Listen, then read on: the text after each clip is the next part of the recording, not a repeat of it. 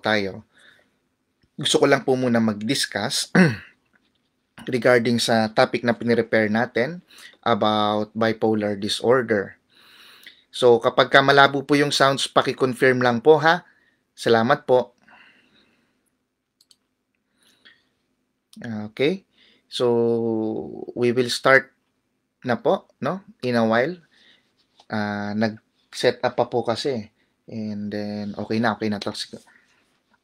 So, sige po, mag-start na po tayo. At para makapag-question and answer po tayo mamaya. So, good evening to everyone here. So, first I want to thank you all for joining me again tonight. Welcome to our online discussion. So, my name is Lawrence. I am your anxiety nurse po. We will discuss about bipolar disorder kasi ito po yung na-receive nating request, no? Na maraming humihingi sa atin ng request lately na sana po daw ay ma-discuss daw po natin yung bipolar disorder. So, ngayon po, hindi pa po na makakapag-entertain ng question at makakabate, pero mamaya po gagawin ko po, no? Magpo-focus po muna ako sa presentation natin, and then after that, makakapag-entertain po tayo ng mga questions and clarifications afterwards. Ayun po. So, at first, before we discuss bipolar disorder, no? So, though there are many kinds of mood disorders, no, I would like to focus and discuss about bipolar disorder first, no, because as a human beings, we experience a wide range of emotions like sadness, happiness, anger, and anxiousness, no.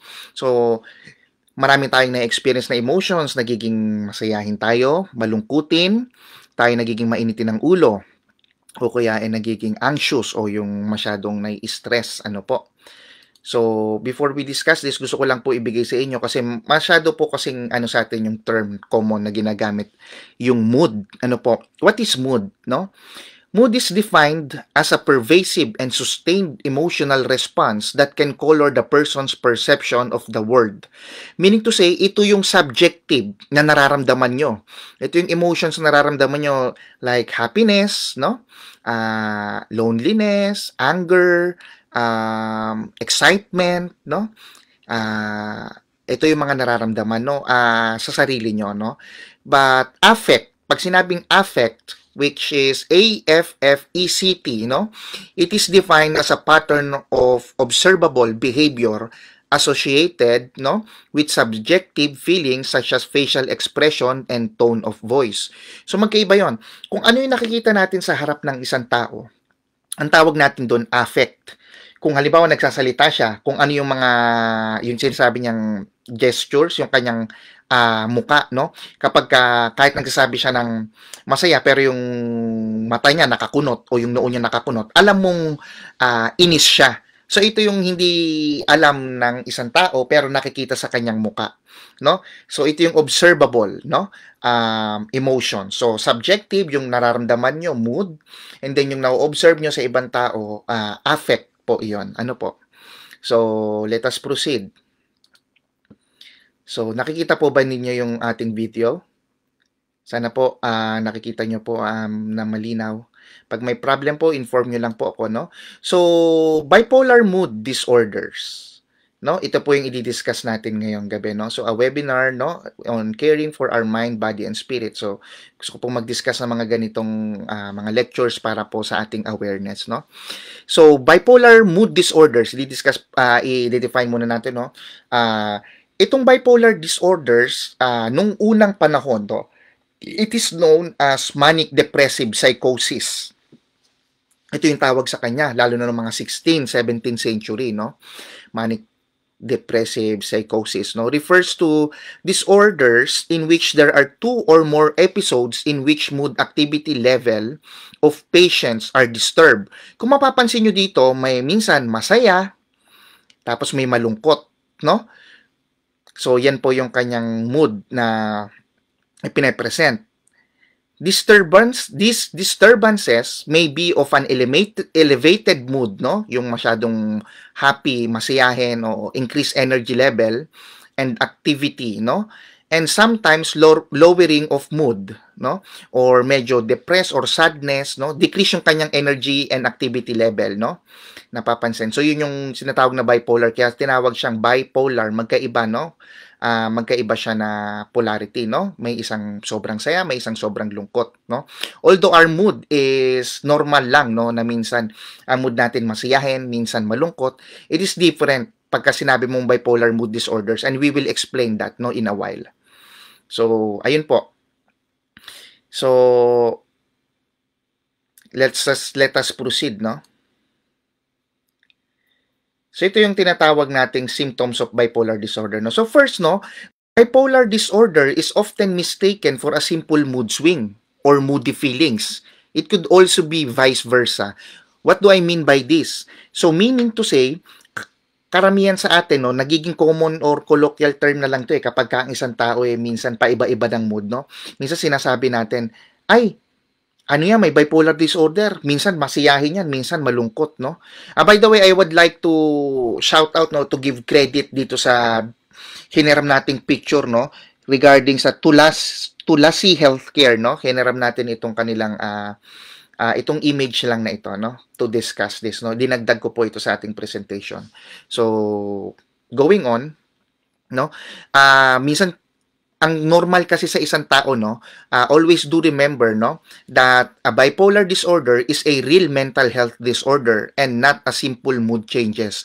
Kung ikaw ay isang babae na nagsasuffer or nagsasuffer na nakakaranas ng mga dinadatnan kayo, no, nagkakaroon kayo ng menstruation, no, syempre, di ba, nagiging moody kayo. Okay lang sa inyo nagiging moody Minsan pakiramdam nyo sa isang araw parang irritable kayo, minsan masiyahin, minsan naman parang malungkot kayo, parang nalulungkot kayo pag tumitingin kayo sa labas, o parang wala kayo sa mood, parang gusto nyong umiyak, para kayong hindi mapakali, no? So, moody, no? That is a normal part of human emotions. Lahat tayo nakakaramdam niyan. But ang bipolar kasi, when you look at this, no? Merong severe, no? Severe yung kanilang there is a drastic changes or shift in emotions, mood, and energy level. When I say drastic, no, ito yung tinatawag na extreme high or tinatawag na manic pace, no? Manic pace, at saka dito naman sa on the other side, we have extreme low or depressed phase, no? Dito naman po yon sa right side, no? These shifts, however, don't happen from moment to moment. Unlike ng simpleng mood, pagka ang babae dinadat na ng menstruation niya, or sabihin na nating simpleng mood swings, no? Because of nagpapalit-palit ang tawag nito season, no? Or minsan nasa bago tayong environment na kung saan hindi pa tayo sanay. So yung mood natin nagche-change, no? That is normal, no? But what is abnormal is if you look at this, no? Itong changes na to, it occurs for days or several weeks. So at least 2 weeks, dire-diretsong ganito siya, manic pace. Hindi yung mamaya masaya ka, mamaya malungkot ka, no? O tapos kung hindi naman masyadong severe, no? Simpleng mood lang 'yon, no? Hindi siya bipolar na ay may bipolar ako. Sabi ng kaibigan ko, ganito ako, may bipolar ako, tapos matatakot ka na, no? Minsan kasi kaya nagkakaroon ng mental stigma at social stigma when it comes to mental health. No, kasi minsan inaano natin inilalight lang natin Pag sinabi kasing mga disorder, it is a serious mental health, no? Hindi natin dapat siya ini-image as simpleng kaartihan o simpleng part lang ng isang buhay ng isang tao. Where in fact, there is a real problem here, no? So, when you look at this, no? A manic phase, ito yung makikita yung symptoms niya, high energy, high self-esteem, racing thoughts, no? O very, very quick ang kanyang talking, kanyang pagsasalita, impulsive behavior, or irritability. So when I say high energy, ito yung tipong pakiramdam mo, kaya niyang gawin lahat. Nag-engage siya sa mga high risk,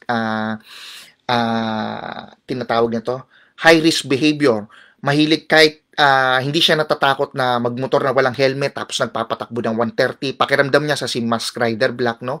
May mga delusion of ano na rin, no? Pag-iisip na ganon. O pakiramdam nila masyado silang pakiramdam nila kaya nilang mag-swimming, no? without kahit wala silang practice, no, kaya nila mag-scuba diving sa mga malalalim na lugar kasi napapanood nila. High yung kanilang self-esteem, no, high yung kanilang confidence. Nawawala sa kanilang pag-iisip yung dangerous o yung pag-iingat, no, nawawala yung inhibition nila to take care of themselves at saka to recognize the danger, no, in front of them. So, yun yung sinasabi ko, racing thoughts. Pag sinabing racing thoughts, marami naman kasi nito, pwedeng ang anxiety rin, may mga racing thoughts. Pag sinabing racing thoughts, yung hindi mo mapigilan yung kung ano-anong iniisip mo, papalit-palit, no? Tapos very quick talking minsan, nagsasabi ka, pupunta ako mamaya sa SM, pagpunta ko sa SM, kakain ako ng siopaw, pagkakain ko ng siopaw, pupunta ako doon, dadalawin ko yung crush ko, yung may pattern naman siya, pero ang bilis mo magsalita. Tapos, unlike sa may schizophrenia, pag nagsalita sila, mabilis, pero hindi mo maintindihan. No, minsan yung ano nila, yung tema ng kanilang sinasabi, patalon-talon, walang association. Sa manic pace, no, may association. Mabilis sila magsalita, pero kapag nagsalita sila sa sobrang bilis, di mo na maintindihan. At saka kung ano nung pinagduduktong-duktong nila. High energy sila. Halimbawa, kung ikaw nasa malamig na lugar, minsan maguhubad sila, tapos tatakbo sila, no? Marami nga dito sa social media, makikita mo Actually, yung mga may makikita kang although, syempre, hindi naman natin pwedeng sabihin, ay, may bipolar disorder ka whatsoever. Pero may mga makikita kang certain behavior that applies, no? Syempre, tawag dito, kaya dapat lagi tayong nag-iingat sa mga makikita natin. Hindi lahat ng mga nakikita natin sa social media, ginagawa po ng normal na tao.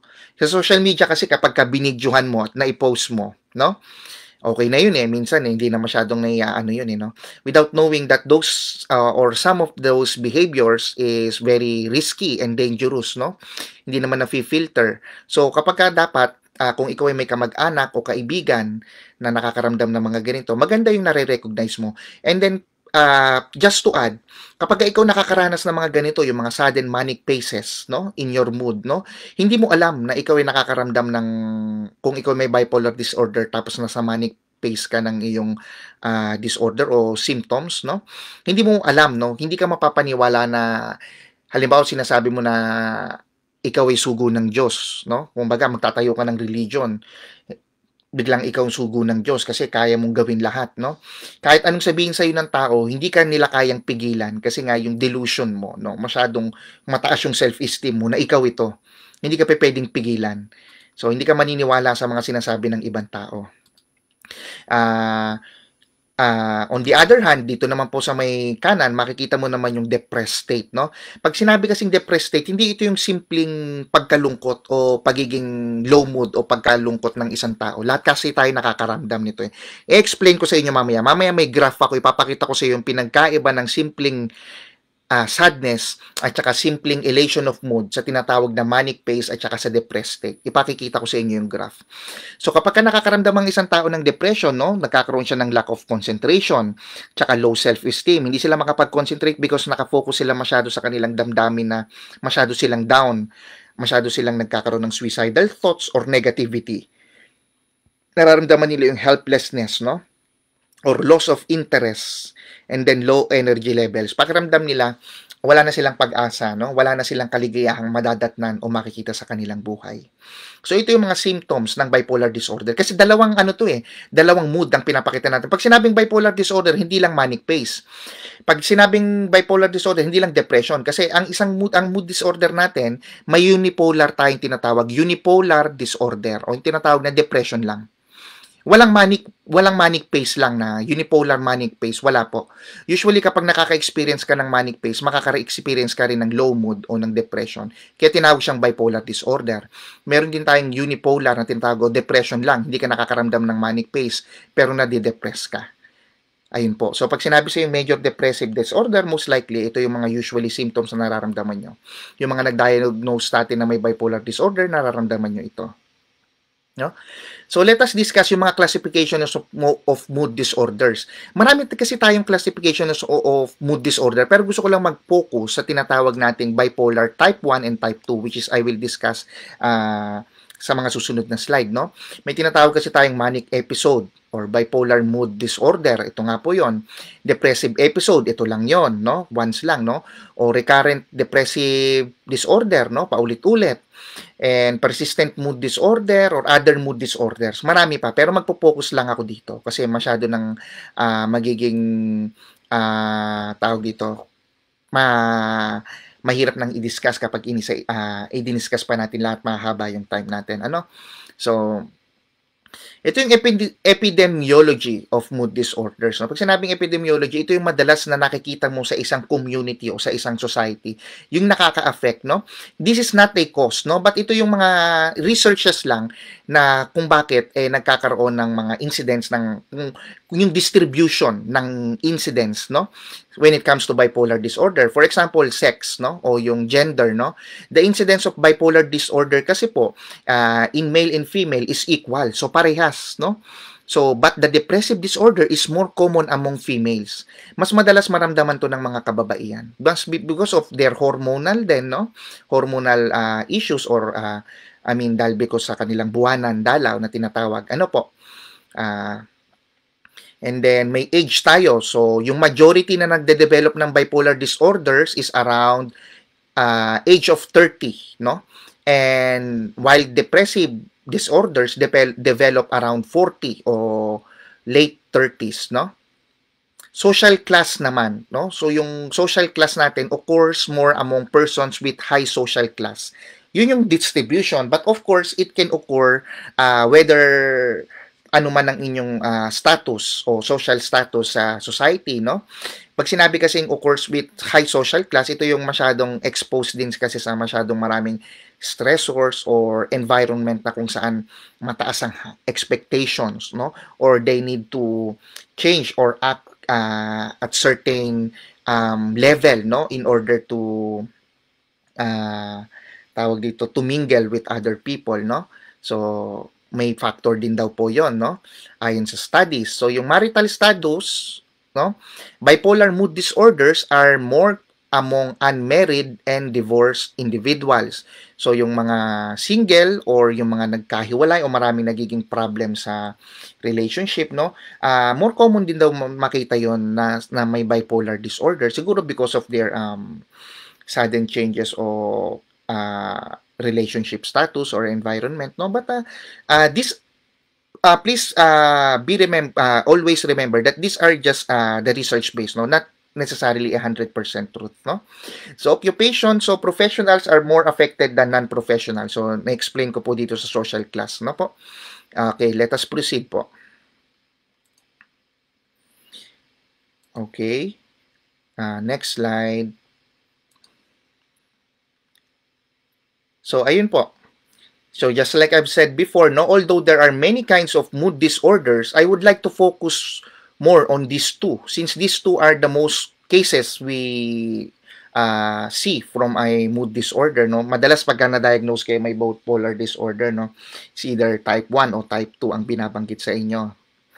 And then, although marami tayong mood disorder, so I would like to focus here lang, no. Mas madali kasi itong unawain, no. Pag sinabing bipolar disorder 1, mamaya susunod yung graph natin, makikita nyo yung pagkakaiba. Pag sinabing bipolar disorder 1, this mental illness is characterized by mania. Yung mania, yung tinatawag na hypermood, no, yung inexplain ko kanina, yung hindi mapakali, aligaga, no, in which pag sinabi kasing mania kasi, no, madness, no, Greek term ito, pag sinabing madness, yung parang sobrang hyper, no, parang laging nakatira ng shabu, yon. Tandaan nyo na lang po yon. Symptoms are severe that needs immediate hospitalization. It will be followed by depressive episodes lasting at least 2 weeks. So, mas malala ang bipolar 1 kaysa sa bipolar 2. Based on this definition. And then, just like I've said before, hindi mo naman porkit bipolar ka kaninang umaga, manic ka ng kaninang umaga, depressed ka ng hapon. It doesn't work like that. Continuous ito for several days and several weeks, and then after doon, magkakaroon ka naman ng period, at least dito, depressive episodes lasting for 2 weeks. After mong maging mania o maging hyper o parang nakatira ng shabu o maging sabog na tinatawag para madali pong intindihin, no? At least 2 weeks makakaramdam ka naman ng depressive episode, just like na in-explain ko kanina dito sa previous slide po natin, no? While bipolar disorder 2, the patient presents with depressive episodes and hypomanic episodes.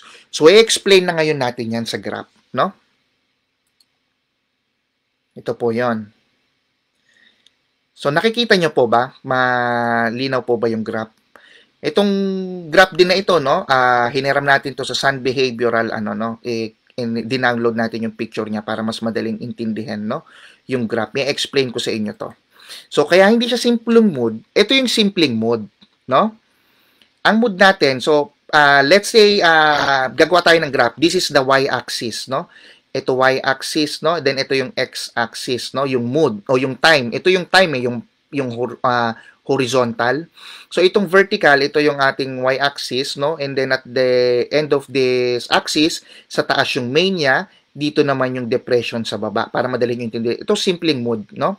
Ang normal na mood ng tao, tingnan nyo yung cursor. Pag ganyan lang. Ayan. Minsan masaya siya. Minsan, depende sa kanya pinagdadaanan, dito lang siya. Okay? Yan ang normal mood ng tao. Ganyan lang siya, balance. Ngayon, ano yung hypomania? Ito yung much less severe na mania. Kasi yung mania yung masyadong, hindi mo na maintindihan, sobrang hyper. No? Talagang hindi mo na mapigilan, hindi sila mapapakiusapan. So, kailangan ng bipolar disorder, usually ng gamot. Hindi mo sila pwedeng i-psychotherapy pag nasa mania. Hindi nila maintindihan yon. At tatawanan ka lang nila ng tatawanan. Pag hypomania, ito yung tinatawag na less severe form. No? Hyper pa din, pero mas nakakaunawa pa rin, nakakaintindi. So, kung ito yung sabog na shabu na talagang sobrang lakas ng amats, ito naman yung mga tipong mga naka-ecstasy. Okay? So, para magkaroon lang kayo ng image o simpleng no? So, pag sinabing bipolar 1, bakit siya malala? Ito yung red, bipolar 1 yan. Makikita nyo, yung changes niya, severe o intense. So, from mania, at saka from major depression. Kaya siya tinatawag na medyo malala. Kasi from higher extreme o from high extreme to low extreme. Sobrang energy na parang kala mo kaya niyang i-conquer lahat ng mundo, kaya niyang gawin lahat, kaya niyang tumakbo ng pagiging presidente, kaya niyang lutasin daw yung problema ng Pilipinas, kaya niyang gawin yung mga bagay-bagay. Minsan nakakakita ka sa TV na parang pag nakapanood ka sa TV na tatakbo ng presidente, no? Pag nasa delusion part sila, babayaran ko ang utang ng Pilipinas, yung ganon. O kaya, gagawan ko ng malaking oil production ng Pilipinas, di ba? Yung mga ganun, parang alam mo naman na ka-OA yan, pero para sa kanila, totoo yun. So, pag major depression naman, sila, ito yung hindi na sila makakain masyado, nagkukulong lang sila sa kwarto, kahit kausapin mo sila, tatango lang sila, no? Nasa extreme low mood sila. When it comes to bipolar 2, nakaka-experience din sila, please, look at this graph. Nakaka-experience din sila ng major depression episodes, pero hindi sila nauuwi sa mania. Nasa hypomania lang sila. Or madalas nasa normal mood sila, and then magme-major depression, no?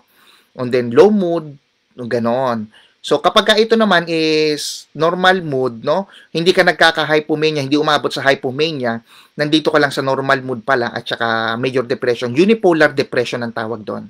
Pag umabot na sa hypomania, may episode ka ng hypomania and then major depressive symptoms, no? At least once or twice a year, no? It can be classified as bipolar disorder 2. So, maliwanag po ba? And then, pag may cyclothymia ka na tinatawag, ito yung mas rapid changes, no? Mas mabilis. Kung umaabot ng weeks itong bipolar 2 and bipolar 1 in between before the changes of mood, no? Sa cyclothymia naman na tinatawag, no? Hindi ka naman nagkakaroon ng super major depression. Nasa minor depression ka lang at saka nasa hypomania. So, kung halimbawa ang normal mood, ito lang ang normal mood, yung medyo gumrabe ka ng konting hypomania at saka medyo nag-low yung mood mo, cyclothymia yon. Yung makikita mong no? But we will explain this in the other slide or lecture, no? So, dapat po, I hope maging familiar po kayo, no?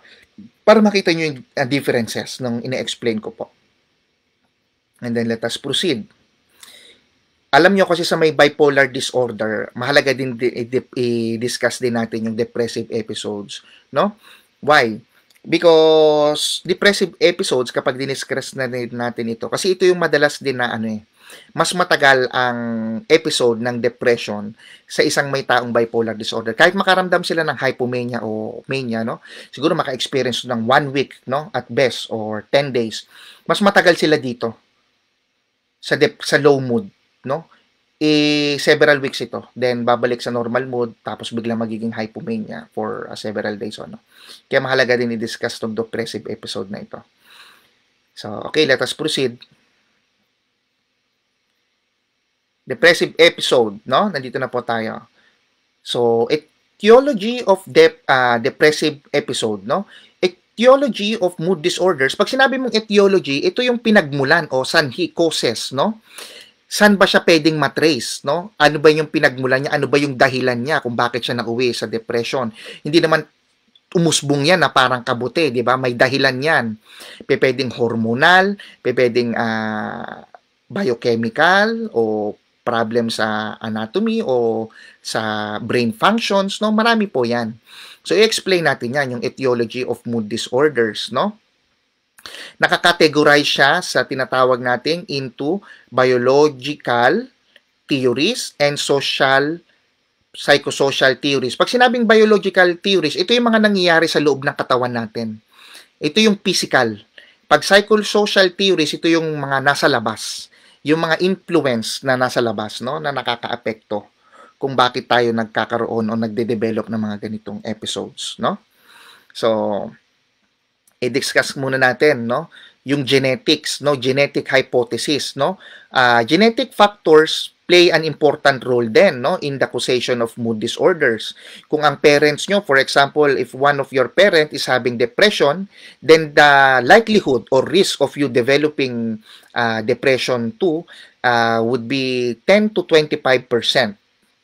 If both parents are affected, the risk also increases, no? The risk doubled, o 50%. But a person whose first degree relative, o halimbawa pinsan nyo, no? Kapatid nyo, o malayong kamag-anak pero meron, no? The depression risk would be only 1.5 to 3% lang than the normal. Pero kung kayo ay twins, no? Ang kakambal mo ay may ganito, bipolar or depression, most likely 75% ang chance mo magkaroon. Not 100% sa mga binanggit ko. So, hindi porket meron kayong relatives, matatakot na kayo na pwede kayong magkaroon. Of course, increase ang risk nyo, but also remember that it is not 100%. So, biochemical theories, no? Ito naman yung biochemical theories. Pag sinabing biochemical theories, ito yung mga chemistry, no? Yung chemistry o yung mga neurotransmitter, no? Dysfunction of certain neurotransmitter na naka-apekto daw sa brain natin, no? So, maraming mga neurotransmitter na involved, no? Like serotonin, norepinephrine, and dopamine. Diniscuss po natin to sa mga una nating lecture, no? Yung mga neurotransmitter. Sila yung mga signals na signals o yung mga electrical current na nag-i-stimulate sa ating mga nervous system para mag-function o magbigay ng actions, no? Ayun po siya. So, meron din tayong neurophysiological. Pag sinabing neurophysiological naman po, no? Ito naman po yung mga, although malalim na to, no? So, hindi ko na po masyadong explain sa inyo, no? But these are the inhibitory functions of neurons, no? Yung mga problem na to sa mga neurons, no? And then, neuroendocrine hypothesis, ito po yung familiar kayo. Ito yung mga thyroid problem, no? Yung hypothalamic pituitary, yun yung mga nag-release ng ating mga importance hormone that regulates different kinds of bodily function, no? And then mostly affected dyan yung mga thyroid hormone natin, no? Familiar tayo dyan, ano, di ba po? So, usually, pagka kayo ine-examine sa inyong mental health, kung mapapansin nyo, tinitingnan din naman ng doktor ang inyong thyroid level, tama po ba? And then, neuroanatomical changes. So, ito naman yung mga problem, no? Kaya sa akin, no? Yung mga contact sport, no? O tsaka yung mga injury, kaya dapat nag-helmet kayo. Hindi porket pag nagmo-motor kayo, sumisemplang kayo, nababago kayo, okay naman kayo. Nakikipagbiruan kayo, no? Mga prank nyo, yung nananapok, o biktima kayo ng mga abuses na madalas kayong masaktan o mapalo sa ulo. Hindi magaganda yon, no? Kasi nakakaapekto yun sa anatomical changes ng ating brain. Nagkakaroon yun ng mga tinatawag na chronic problem, no? O mga pag nabubugbog ang brain natin, nagkakaroon niya ng effect, no, na pwedeng maging problem in the near future. So, please refrain from those activities that hurts your brain, no? Boxing, UFC, o kaya dapat yung mga contact sports na ganyan, early retirement. Kung hindi maganda din, no? Kikita ka ng sandali, malaking pera. And then after that, no? Kaya mahalaga din yung health, always choose your hobbies. And then, meron tayong psychosocial theories dito, explain natin yan, yung mga nangyayari na obserba natin sa labas, no? Although i-discuss natin itong psychoanalytical theory, no, by Sigmund Freud. Medyo malalim na ito, no? Pero ito yung mga behavior na na-observe, no, sa isang tao simula nung sila'y maging bata, no? May regarding din sa kanilang gender identity at sa kanilang mga kinalakihan, sa kanilang like for example, disturbances in mother-infant relationships, no? Kung during the first 10 to 18 months of life, predisposed sila sa abuse, no? O hindi sila masyado naneneglect sila, hindi sila napapabibigyan ng sapat na attention, lumaki silang ganoon, no? It could develop a mental disorder in the future, hindi lang depression or bipolar disorder, it could develop any kinds of mental disorder. Kaya ang mga bata, developing pa lang ang brain nila, mahalaga na protection na natin sila at ibigyan sila ng tamang guidance. Ayun po. So, self-love, no? Mahalaga din yon, no? Parang kakatulong din, no? Stress, normal yan sa atin, hindi na po kakaiba yan. Stressful life events, di ba? Often act as a precipitating factor for the onset or relapse of mood disorders or depression. So, self-explanatory, hindi ang stress na hindi na ma-manage ng maayos can also take a toll in our, well-being. It can really take a toll to our well-being, no? And then that makes us more vulnerable to different kinds of mental health concerns. May cognitive theory din tayo. Ito naman medyo malalim na, no? Base yan sa mga psychiatrists, father of psychiatrists, o father of mental health, no? Na marami silang mga theory about kung bakit nakakaapekto, no? Although i-discuss natin yan pagka nakapag-focus tayo ng discussion more on depressive episode. Pero maganda rin, no? Kasi nag-discuss na rin tayo before ng depression, then madi-discuss ulit natin. So, yung mga nagtatanong about depression, no? Marami rin ako nare-receive, no? I-discuss na rin natin siya ngayon in combination sabay na ng bipolar, kasi most commonly rin naman ito mood disorder na nakikita sa bipolar disorder is your depressive episodes. So let us proceed. Ano ba yung mga clinical features, no? Pag sinabing clinical features, ano ba yung madalas na napapansin, no, sa isang taong nalulungkot? Kasi diniscuss naman na natin yung kanina yung manic behavior, no? So, didiscuss naman natin, although na-discuss na rin natin yung depression behavior, since just like I've said, mas maraming major episode at mas mahaba yung major depressive episode sa isang taong nagsasuffer ng bipolar, no? Didiscuss ko yung mga clinical features associated with depressive episodes, no? Ito yung tinatawag na pervasive and persistent sadness, no? Person feels sad throughout the day and it will be evident in all his activities. So, kung masyadong na-enjoy niya yung basketball o yung paggigitara o yung pagkanta, mapapansin mo na ayaw niya, gusto niya siya mapag-isa, hindi niya na na-enjoy yung mga bagay na yon. Na kahit na nandyan siya sa harap na yan, kasama yung mga kaibigan niyan, mapapansin ng mga tao sa paligid niya, ng mga kamag-anak niya, ng kanyang pamilya, ng kanyang kaibigan, na parang nagbago. Hindi na siya yung dating masiglahin, no? Usually, kapag simple mood to, nakakausap mo pa, no? Pero may major depressive disorder. Pag sinabing major depressive, no, kahit anong sabihin nyo sa kanya, hindi pumapasok sa kanyang isip. Mas more siya nakasenter sa kanyang own feelings, and then madalas lang siyang hindi nagsasalita, umiiyak at nagkukulong sa kwarto dahil sa sarili niya hindi niya rin naman maintindihan yung kanyang nararamdaman, no? Because the depressed mood leads to decreased involvement in activities which were once pleasurable. So pakiramdam nila, hindi na sila masyadong belong sa kanilang mundong kinagagalawan, ano? So meron ding decreased psychomotor activities. So usually patients with depression present with reduced thinking, mabagal yung pag-iisip nila ng ah, bagay-bagay, yung kanilang problem solving, yung simpleng pagkain, hindi sila masyadong makapag-proceed, hindi sila makakatulog sa gabi masyado or tulog sila ng tulog. Yung kanilang cognition, no, very affected. So yung pag-iisip nila, paano nila gagawin yung itong bagay na to. So hindi sila masyadong hindi kung sa normal na tao kaya nilang isipin, ay ganito ang gagawin. Sa ang isang taong may depression, mahirap, no, mabagal sila mag-analyze kasi nga isa 'yun sa kanilang factor ng kanilang depression, no. Speech and activity, hindi rin sila masyadong nagsasalita o hindi rin sila masyadong kumikilos, madalas sila nakatulala, no? Ito yung mga major depressive dinidiscuss ko, ano? Kasi may iba sa mga minor depression. Usually, ang isang taong may major depression, pagka talaga nakita nyo major depression, hindi nyo mapapanood dito yan sa lecture natin. Tsaka hindi mo yan masa-psychotherapy unless maiangat mo yung mood niya into minor depressive disorder para siya makapag ano. Kaya yung mga na-diagnose sa inyo ng depression, siguro nasa ano kayo, minor, no? Kasi usually ang major depressive, wala sila masyado talagang energy, hindi mo sila makakausap, no? And then pakiramdam mo mabagal sila kumilos, yung emotion nila blunt, no? Talagang hindi mo ano, no? Usually sa mga pasyente namin bago maibalik yung kanilang mood, no?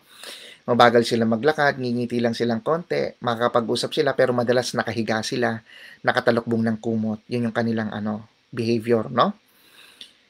So, depressive cognition. So, depressed mood is usually associated with negative thoughts. So, familiar kayo dito, no? Related to self, no? Pag sinabing yung negative thoughts related to yourself, it is yung pakiramdam nyo, worthlessness, no? Parang wala kayong halaga. Yung perception nyo toward other people's, no? Toward other people, helplessness, parang hindi kayo masyadong matulungan, no? At yung future nyo very bleak, no? Feeling nyo hopeless ang inyong future. Physical symptoms, no? Although in-explain ko na sa previous slide, no? Ulitin ko na din, no? So, masyadong laging mabigat yung ulo nyo, heaviness of the head, fatigue, mapapaguring kayo, dryness of mouth, constipation, body aches, no? And sometimes you experience also some kind of difficulty in breathing because it is also associated with stress. Pakiramdam nyo, wala kayong gana kumain, palagi kayong busog or puno ang tiyan nyo, ganon. May mga associated physical symptoms, no? By the way, itong sinasabi ko is mga clinical features. This is not a diagnosis. Hindi porket nakikita nyo yung symptoms nyo dito sa in-explain natin, ito na kayo. Unique diagnosis. This is just self-education para po ma-realize nyo at makita nyo yung mga dapat yung tawag dito, maging aware, no? O mabantayan na symptoms. Ayun po. Meron din tayong psychotic features. Alam nyo po, no? Ang psychotic, yung pag sinasabi nyong, sir, baka po nababaliw na ako, natatakot ako. Ang baliw kasi, ang image sa atin ng baliw, medyo stigmatized pa eh. Baliw is not a personality. It is a symptoms, psychotic symptoms. Saan mo ba nakikita ang psychotic symptoms? Sa isang taong may schizophrenia, sa isang taong may bipolar disorder because of manic attack nila o manic phase nila, no? Yung madness phase nila, yung nakatira ng maraming shabu, yung in-explain ko, pag nasa manic phase sila. And then yung major depressive, no? Nakikita rin yon yung psychotic feature sa mga taong sobrang depressed. Kung minor depressed ka lang, hindi yun nakikita sa'yo. So, ang psychotic features, bihira lang mo makita sa anxiety disorder. So, ano ba yon? Yung mga hallucinations, yung may naririnig ka na wala naman, hindi naman naririnig ng ibang tao. May nakikita ka na hindi naman nakikita ng ibang tao. So, usually, sasabihin mo, may third eye ka. Bakit ka may third eye, no? Baka sasabihin ng iba, ay, psychotic symptoms yan. Pero, okay naman siya, nakakapag-function. Depende yon kung ano yung ano. Pero may mga tao kasi nakakaramdam ng mga sporadic hallucinations, no? Hindi pa rin explain yan ng science o ng mental health. So, baka talagang merong third eye. Kasi, meaning to say, kung bihira mo lang makita, tapos hindi naman affected ang iyong cognitive level, wala ka namang schizophrenia, wala kang bipolar, wala kang depression, may papitik-pitik ka nakikita, baka totoo nga, 'di ba? Parang ako kinilibutan din, no? But anyway, those are the simple, common types of psychotic features, no? Yung delusions, pakiramdam mo, pinagkakaisahan ka ng mundo, pakiramdam mo nilalason yung pagkain mo, no? Ayaw mong kainin yung bigay sa'yo ng pagkain kasi pakiramdam mo nilalason ka. O pakiramdam mo pinag-uusapan ka ng mga kapitbahay nyo, minamarites ka kahit wala naman silang inaano sa'yo. Hindi naman ikaw yung pinag-uusapan nila, pero pakiramdam mo, pinag-uusapan ka nila, pinagpapalanuhan ka nila ng masama. Pakiramdam mo, pag umuwi ka ng Pilipinas, halimbawa, o halimbawa, pumunta ka ng ibang bansa, huhulihin ka sa airport kasi may kaso ka na hindi mo alam kung saan galing. So, yon mga delusions, no? Clinical features yon. Ang tawag doon, delusions of persecution. Nihilistic. Pag sinabing nihilistic, kahit anong, kung ikaw ay religious ka, pero hindi ka na nabibigyan ng guide, no? Hindi ka na masyadong naniniwala sa religion mo o wala ka ng moral values na pinapaniwalaan kasi pakiramdam mo, wala na game over na sa'yo Masyado ka na lang focus sa sarili mo, no? Na ito yung nararamdaman mo, na hindi ka na tumatanggap ng opinion from the other parties o other sources, no? Guilt are usually seen, no? Masyado kang nagigilt, pakiramdam mo parang palagi kang may ginawang mali, no? Parang pakiramdam mo mali na nandito ka sa mundong to. Yon. Mga psychotic features yon. So, suicidal, no? Actually, ang suicidal risk kasi is present in almost all depressed people. Not all depressed. Lahat ng taong may mental illness, suicidal is the very, highest priority to para ma-prevent yung self-harm, no, sa sarili mo. Siyempre, ang pinaka-importante yung sarili, yung iyong buhay, no? So, yun dapat maging very, very watchful ang mga taong nakapaligid sa iyo, ang mga nurses mo, ang mga doktor mo, lalo na ang inyong mga kamag-anak o mga taong nakabantay sa inyo. So, yun po. And then, let us proceed to, konti na lang po ito, na tayo, no? Didiscuss na tayo ng question and answer kung kayo may, clarification. Management. Ano ba yung management para sa bipolar disorder? Alam ko naman po ito yung pinakamahalaga at pinaka-inaantay natin, no? So, pag sinabing management is psychopharmacology. Gamot, medications, no? Explain natin. Ano ba mga gamot na usually binibigay sa isang taong may bipolar disorders, no? Antidepressants, alam nyo, this can induce, manic episodes. Kaya minsan, hindi ito binibigay sa isang taong palaging ang episodes is madalas magkaroon ng manic phase, no? Pero minsan nagbibigay pa rin ng antidepressant kasi remember, ang bipolar disorder experiences also major depressive disorder and mas matagal yon. So the commonly used antidepressants are usually tricyclic antidepressants or selective serotonin reuptake inhibitors tulad ng mga Sertraline, no? Yung mga gamot yung Lexapro, yan. Yung mga Prozac, yung mga Zoloft, yan. When antidepressants are given, it usually take 4 to 6 weeks to respond fully. So kung kayo naka-experience kaagad kayo ng side effects during the first week, hininto nyo kaagad, hindi nyo kaagad siya masasabing effective o hindi sa inyo kasi hininto nyo po kaagad. So may mga antipsychotics din tayo. Ito yung mga gamot nyo, no? Yung mga clozapine, no? Mga risperidone, haloperidol, no? Mga quetiapine, no? Yan yung mga gamot nyo sa psychotic symptoms. Yung in-explain ko na sa inyo yung psychotic before, tama po ba? Kasi nakaka-experience din ng mga manic patients niyan. At ang pinaka-importante is yung mga mood stabilizing agent such as lithium. Lithium has a very narrow therapeutic index. Meaning to say, pag uminom ka ng lithium, yung chance mo na mababa yung dose at saka yung chance mo na ma-toxic is very minimal. So, dapat lagi itong may ine-examine lagi yung blood mo, no? May blood, usually, mga at least first month, 2 to 3 months, chine-check yung blood level mo kung ang lithium mo is nasa normal level pa. Ito, very helpful ito sa isang taong may bipolar disorder, pero medyo tricky management kasi may mga bawal kang pagkain, may mga bawal kang inumin na gamot. And then at the same time, dapat lagi mong iniinom hindi maganda yung nagmi-miss at nagdo-double dose ka, no? Kaya may mga gamot tayo na naimbento naman na mga mood stabilizing agent na mas mataas ang safety profile, no? May mga anticonvulsant din tayo, no? May mga, although mga doktor nyo na ang magbibigay sa inyo, no, ng mga sodium valproate, no, valproic acid, no, marami yon, no?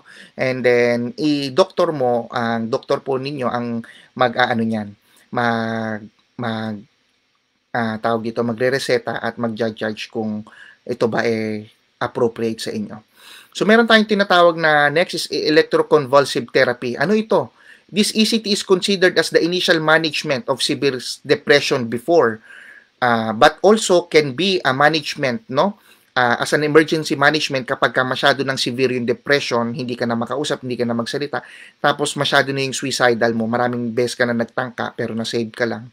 But ang kinakailangan dito kasi i-generalize anesthesia ka tapos kukuryentehin yung brain mo. Magi-induce ng seizure. Masi-seizure ka para yung neurotransmitter mo at saka yung neurocircuit mo, na brain circuit mo, i-reset. Parang computer na ni-reset, no?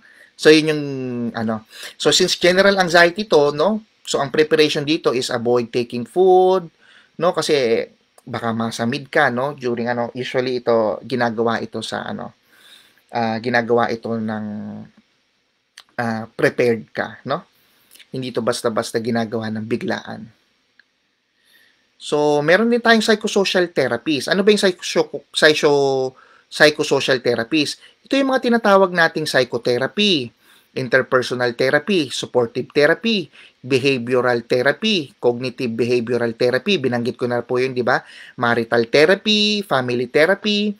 But remember, itong therapy, yung talk therapy na tinatawag, hindi ka agad yan mabibigyan ng action o magiging effective sa isang taong nagsasuffer pa ng ng manic phase o ng sobrang major depressive. Mabibigay mo lang to sa isang taong normal na siyang nakakausap at nakakapag-function na yung brain niya ng maayos. Kaya sometimes medications is important at first, lalo na sa bipolar, no? Ang management ng bipolar disorder tsaka schizophrenia will always include medication. Kasi kailangan po yon para ma-manage at hindi kayo mauwi sa extreme high, extreme lows.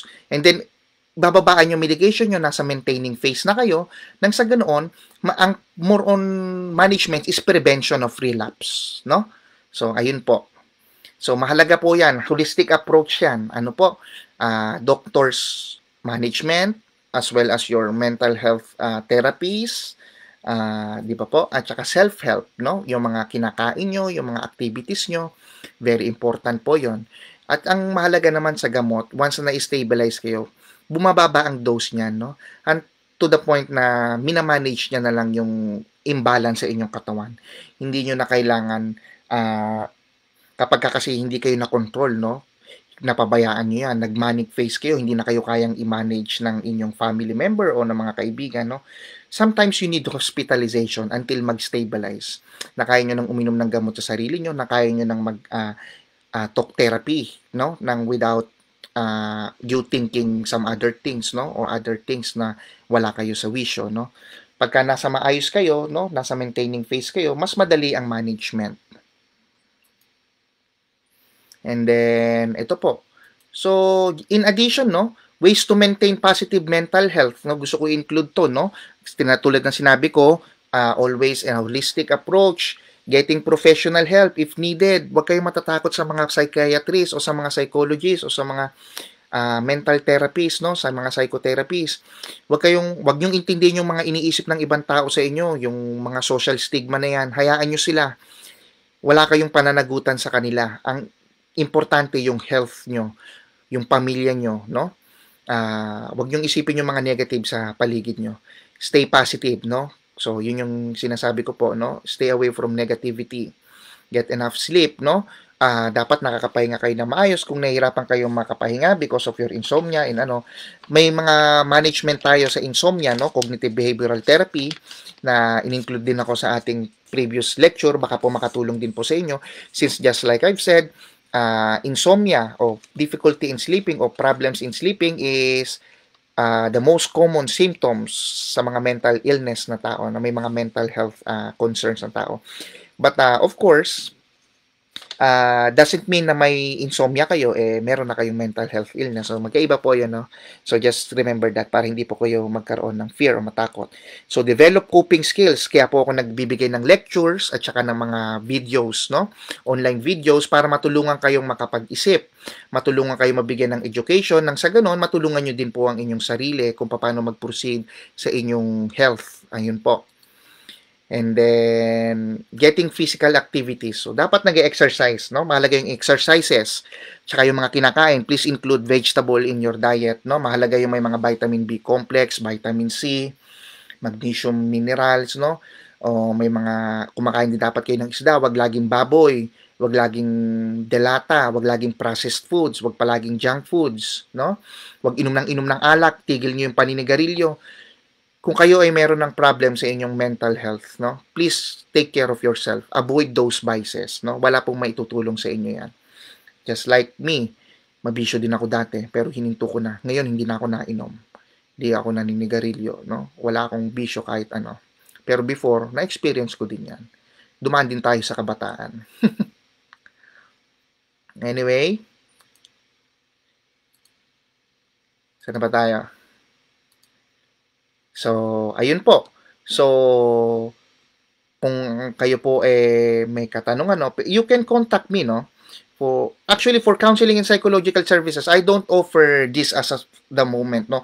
I mainly offer my services through my blogs and through my messages, no? Pero hindi pa ako nag-offer ng face-to-face, no? Because we need permit and additional ano pa doon, no? Pero inaayos na po natin yon, no? So you can contact us, no? Meron tayong anxiety nurse, no? Website, theanxietynurse.com. Kung ito po yung number ko sa WhatsApp, no? Pwede niyo naman ako i-contact usually sa Messenger, no? Madalas niyo naman akong makita doon. Although I included here my email address, no? But hindi ko masyado tong tinitingnan, no? Chuba eklat lang to dito. But anyway, you can reach me, no, sa WhatsApp tsaka sa Messenger sa Facebook, no? So, for more questions, no, just sending me message, no? Send me message sa aking Facebook. Ayun po. And then ayun. Thank you all for the continuous support, no? Thank you always at lagi po kayo nakasubaybay sa ating programa. I hope that my lecture videos and online live session are helping you to improve your mental health. Masaya po ako na kahit papaano nakakapagbigay po ako ng mga konting kaalamanan regarding sa mental health sa inyo, sapagkat ito po ay hindi pa accessible sa atin at mahirap pa din po, no? Mahal, mahirap pa din. So mostly ang mga kababayan natin is nakaasa syempre sa mga self-help strategies, no, na ibibigay naman ng mga ibang internet, no, influencer, or sa YouTube marami rin po nito, no. At saka please always be kind to one another. Doon po sa ginawa nating group, I invite you rin po sa The Anxiety Nurse Group, no. Support group din po 'yun. Mahalaga din ng support group. Kung makaka-join po kayo, please join our group po. And then I also invite you to my YouTube channel for more information, kasi bala ko rin po talaga mag-post sa YouTube from time to time at nagpo-post din po ako sa ating YouTube. Ayun po. So, sana po makapag-join po kayo. Maraming salamat po. Since gusto ko na po mag-proceed sa inyong mga question and answer, no?